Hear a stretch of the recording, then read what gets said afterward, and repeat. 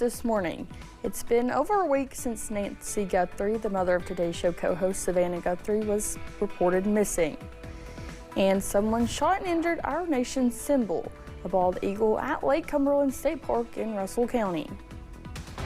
Dedicated to Eastern and Southern Kentucky, this is WYMT Mountain News This Morning. Welcome to Mountain News This Morning. I'm Neely Green here with you on this Monday, February 9th. The time is now 4:59, and let's check in with meteorologist Megan Desmond for a look at your forecast this morning. Megan, happy Monday. I hope you had a great weekend. I hope you did too, Neely. I would say it's definitely a rejuvenating weekend, and it was great to see those temperatures warming up. It's going to lead to an exciting start of your week. So let's break that down, starting off with what we're seeing right now. Temperatures are in a mixture of the 20s and 30s for most of the region. However, as you travel towards West Virginia, it's a tad chillier. We're talking 14 degrees in Logan, West Virginia, 19 in Louisa. And as we head into the afternoon, that's where we'll start to see some really great temperatures. Now, you'll notice a pretty large range, right? I mean, we're talking 43 as the high in Moorhead and 59 as the high in Jacksboro. So just taking into consideration, the closer you are to that Tennessee-Kentucky border, the warmer your temperatures probably will be.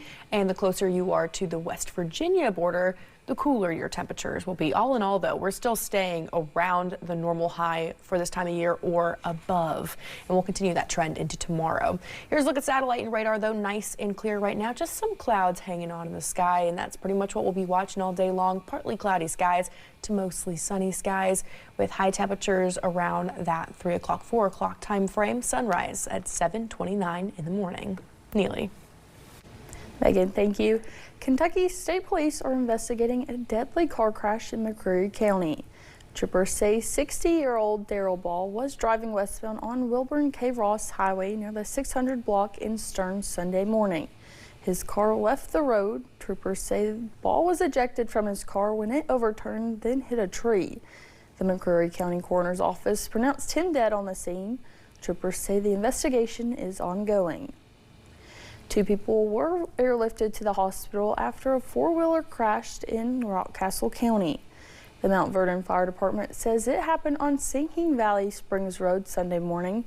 Fire crews had trouble getting over a hill where the people were because of icy roads. Crews say they had to do a rope rescue to get them to safety onto the helicopter. We're still waiting to hear how they're both doing. Fire crews are reminding everyone to use extreme caution during icy conditions. Quick actions by the newly hired Monticello Fire Chief saved a man's life. The fire department says their crews were called to a fire at this house on Tennessee Avenue. It was Chief Cody Reagan's first fire call. An elderly man was still inside the smoke-filled home when they arrived.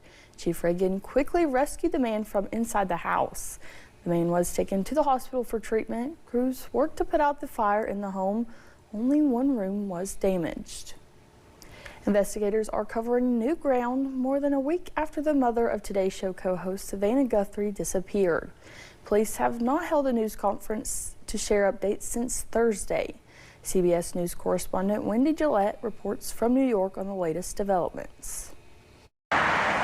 This is one of 2 gas stations in Tucson, Arizona that investigators visited, asking to view surveillance footage, according to CBS News sources. Pima County Sheriff's deputies returned to the home of 84-year-old Nancy Guthrie this past weekend, where she was last seen 9 days ago.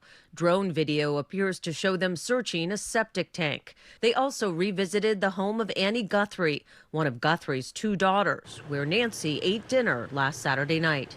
We received your message. Her other daughter, Today Show anchor Savannah Guthrie, posted another video on Instagram, pleading with her mother's abductors for her release, flanked by her siblings. This is the only way we will have peace.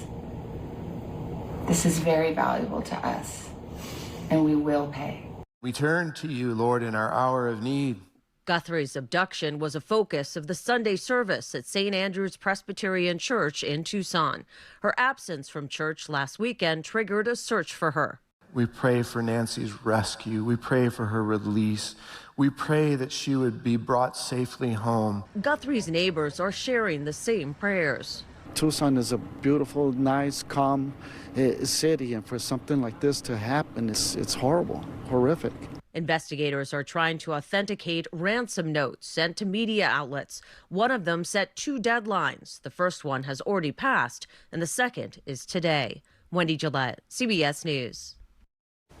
Investigators also removed a camera from the roof of Nancy Guthrie's home and towed away her car. No additional news conferences are currently planned. Someone shot and injured our nation's symbol, a bald eagle, at Lake Cumberland State Park in Russell County. Park workers Curtis Pelston, who lives on the property, says he noticed the bird last Sunday evening sitting on a log. It tried to fly away but didn't get too far. He noticed one of its wings was broken. Pelston contacted the authorities. A veterinarian examined the 4-year-old female raptor and determined it was shot by a .22 caliber rifle. Honestly with you, my heart dropped quite a bit, just because at that point, like, it was no longer something that happened just out in the wild, like while it was flying or anything like that, or accidental. It was something that was very purposefully done. Sadly, it had to be euthanized. The bald eagle is a federally protected species. The penalty for killing one can result in a $100,000 fine and 1 year in prison. New York and New Jersey are now suing the Trump administration over freezing $16 billion for a major infrastructure project. The lawsuit comes after President Trump presented Senate Majority Leader Chuck Schumer with an offer last month to unfreeze the funds. In exchange for the money, Schumer had to agree to rename New York's Penn Station and Washington's Dulles International Airport after Trump. According to 2 sources, Schumer rejected the offer and told President he didn't have the power to approve such an unorthodox request. The Gateway project, currently on hold, would connect New York and New Jersey through a new rail tunnel underneath the Hudson River. Well, thanks for getting your day started with us here on Mountain News this morning. Tired of scraping snow off your car? We're testing a new gadget that promises to make winter mornings a lot easier. And we're continuing to thaw out over eastern Kentucky. I'll tell you how warm we're expecting to get tomorrow.